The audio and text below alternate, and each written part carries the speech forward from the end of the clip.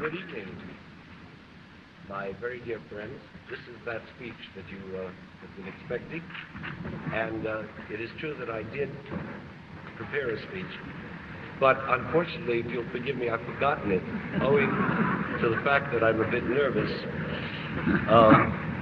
which in turn is owing to the fact that this is the world premiere.